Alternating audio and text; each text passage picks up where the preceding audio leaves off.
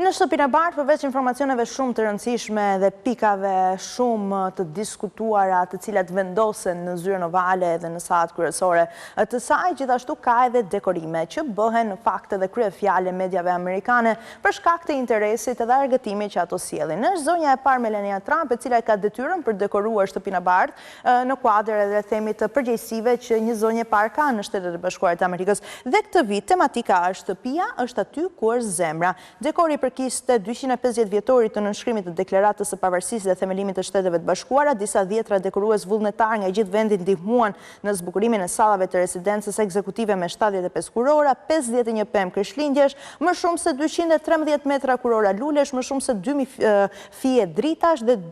7620 metra shirit, mbi 2800 yje të artë dhe 10.000 flutura të shpërndara në sallat kryesore të shtëpisë së bardhë. Patjetër që këtë vit gjërat janë ndryshe, pasi presidenti amerikan zgjodhi që të shembi edhe krahun lindor në mënyrë që ta rikonstruktojë atë dhe ta kthej në një sallë të jashtëzakonshme gala apo një sallë ballosh, një ballroom, siç është edhe në gjuhën angleze fjala. Pema zyrtare e krishtlindjeve në shtëpinë e bardhë është gjithmonë ekspozuar në dhomën blu dhe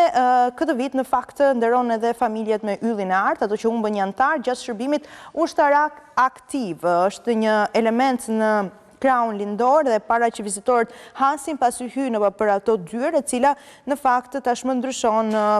pas edhe shëmbjes në tetor si pjesë e planit të sallës së vallëzimit. Vizitat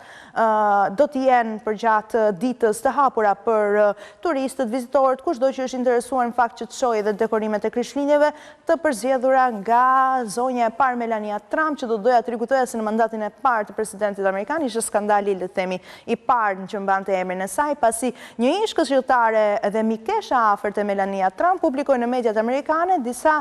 biseda telefonike ku Melania Trump shprehte zemërimin sepse duhet fokusohej kaq shumë në dekorimet e krishtlindjeve dhe pse i kërkoi kjo punë kaq shumë, në një kohë kur Melania Trump sulmohej për vendimin e bashkëshortit të saj, presidentit Donald Trump i 45 në atë kohë, për ngritjen e murit në kufi me Meksikën dhe ndarjen e familjeve ku fëmijët e mitur raportohej se qëndronin në Shtetet e Bashkuara pasi prindrit e tyre emigrant duhet të